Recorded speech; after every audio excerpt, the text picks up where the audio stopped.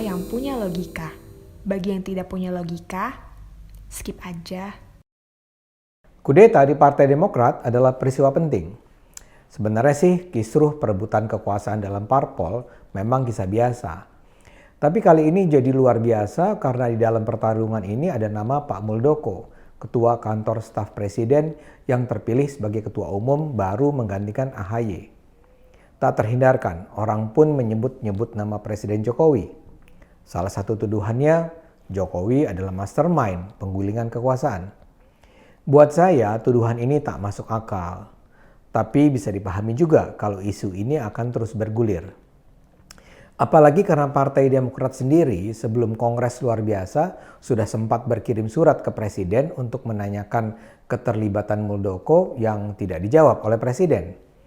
Karena itu dalam pandangan saya sebaiknya Muldoko mundur saja dari posisi Ketua KSP. Selama Muldoko masih di lingkar dalam istana, Presiden pasti akan terus dibawa-bawa. Lagi pula bagi Muldoko sendiri tidak penting juga untuk terus bertahan di posisi Ketua KSP. Jadi mestinya sih no big deal. Dia tidak akan kehilangan banyak. Dan logis saja kalau dia lebih baik berkonsentrasi di Partai Demokrat karena dia harus memimpin upaya konsolidasi internal yang butuh perhatian, energi, dan waktu. Kalau dia masih mendua, ya nggak mungkin optimal. Karena itu saran saya Muldoko sebaiknya tinggalkan istana. Namun setelah mengatakan itu semua, sebenarnya ada satu pertanyaan mendasar yang harus dijawab. Apa ya sebenarnya penyebab kudeta Demokrat? Siapa yang diuntungkan? Seperti pelajaran yang saya peroleh di semester 1 kuliah saya, soal politik adalah soal siapa mendapat apa, kapan, dan bagaimana. Who gets what, when, how. Jadi kalau kita berusaha memahami apa yang sedang terjadi, satu pertanyaan utama adalah siapa yang akan diuntungkan oleh kudeta di Partai Demokrat. Karena itulah saya akan bilang, saya percaya Jokowi tidak menginstruksikan Muldoko untuk mengkudeta Demokrat. Karena Jokowi tidak akan memperoleh manfaat apa-apa dari kudeta itu. Coba kita pikir. Posisi Jokowi itu sekarang solid. Berbagai survei yang dilakukan lembaga penelitian terkemuka menunjukkan persentase masyarakat yang percaya pada Jokowi tetap tinggi. Dia juga mampu menjinakkan partai-partai yang semula beroposisi menjadi mitra. Bahkan dengan Demokrat sebetulnya dia tidak pernah punya masalah personal serius. Yang merintangi hubungan Jokowi dengan SBY adalah Bu Mega. Sementara Jokowi sendiri sih kelihatan tidak punya dendam apa-apa. Selain itu, Jokowi sendiri tinggal menyelesaikan sisa 3 tahun kepemimpinannya dan kemudian dia akan meninggalkan gelanggang pertarungan politik. Buat apa dia meninggalkan warisan nama buruk, mengintervensi parpol sehingga mungkin menimbulkan konflik berkepanjangan?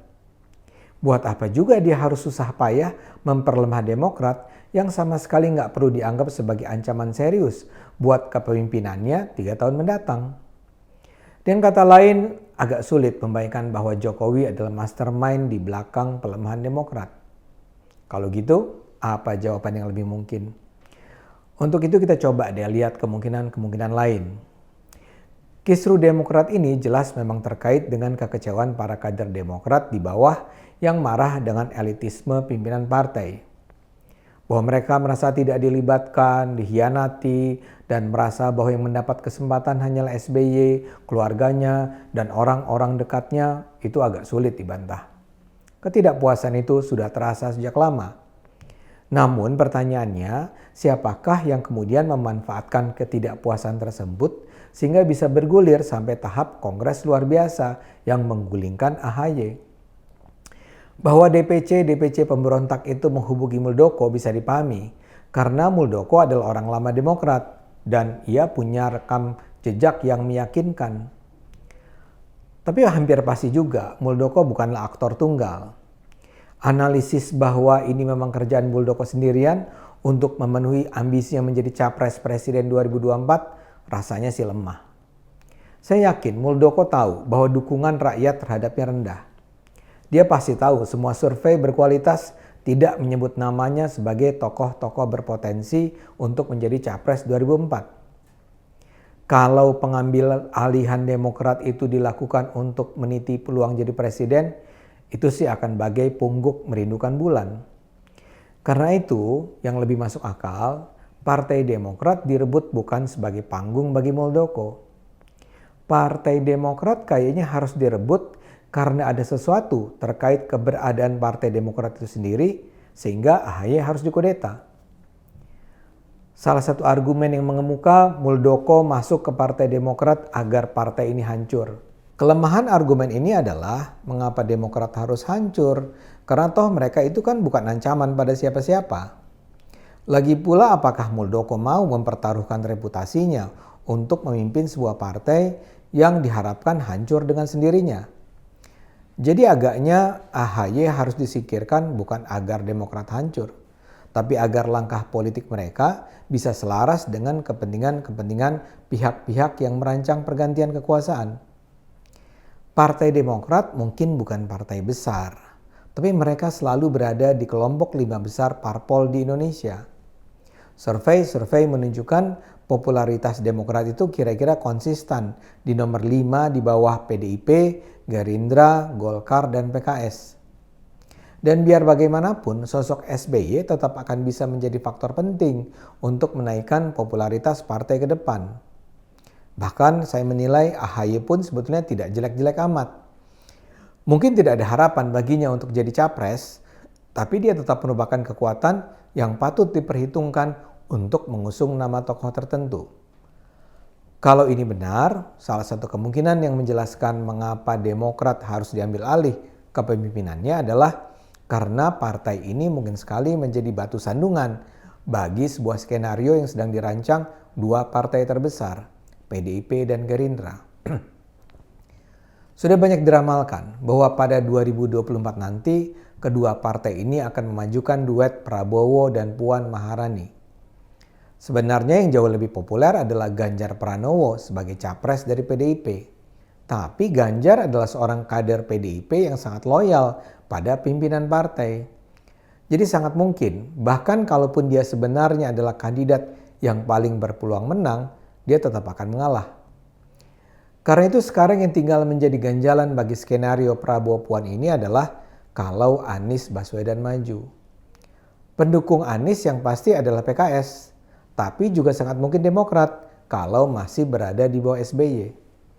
Bila PKS dan Demokrat bergabung, sangat mungkin mereka bisa menarik parpol-parpol lain di luar duet PDIP Gerindra. Jadi, pimpinan Demokrat harus diganti, bukan untuk memperlemah, melainkan untuk mengubah haluan di pertarungan 2024. Itu salah satu analisis yang masuk di akal. Tapi saat ini juga berkembang analisis lain. Demokrat perlu dikudeta agar mereka bersedia setuju dengan rencana mengamandemen UUD 45 sehingga masa jabatan Presiden Jokowi bisa diperpanjang sampai 3 kali masa jabatan. Banyak pihak memang menganggap kepemimpinan Jokowi sudah membawa Indonesia pada kemajuan yang luar biasa, yang bisa saja berbalik kalau kita dipimpin presiden tak berkualitas. Wacana penambahan masa jabatan presiden sampai 3 periode ini sudah banyak dilontarkan oleh berbagai parpol. Masalahnya, Partai Demokrat tidak termasuk dalam kelompok pendukung amandemen UUD 45 ini. Karena itu menurut analisis ini, pimpinan Demokrat harus diganti. Mungkinkah ini penjelasannya? Mungkin saja. Tapi yang jelas Jokowi sendiri sudah menyatakan bahwa dia tidak setuju dengan ide penambahan masa jabatan itu. Dia bahkan bilang ide itu menampar wajahnya. Jadi kalaulah benar ini ada kaitannya dengan amandemen UUD 45, mungkin sekali ini dilakukan oleh parpol-parpol yang khawatir pergantian Jokowi akan melahirkan guncangan hebat, tapi mungkin saja tidak melibatkan Jokowi. Mana analisis yang paling masuk akal? Silahkan Anda menilai sendiri. Saya sendiri bukan orang dalam istana, jadi saya cuma bisa meraba-raba kemungkinan dari luar. Apapun penjelasannya, kita harapkan kudeta Demokrat tidak akan merusak kemajuan Indonesia. Mudah-mudahan konflik semacam ini tidak perlu lagi terjadi. Kita harapkan semua pihak terus menggunakan akal sehat, karena hanya dengan akal sehat, negara ini akan selamat.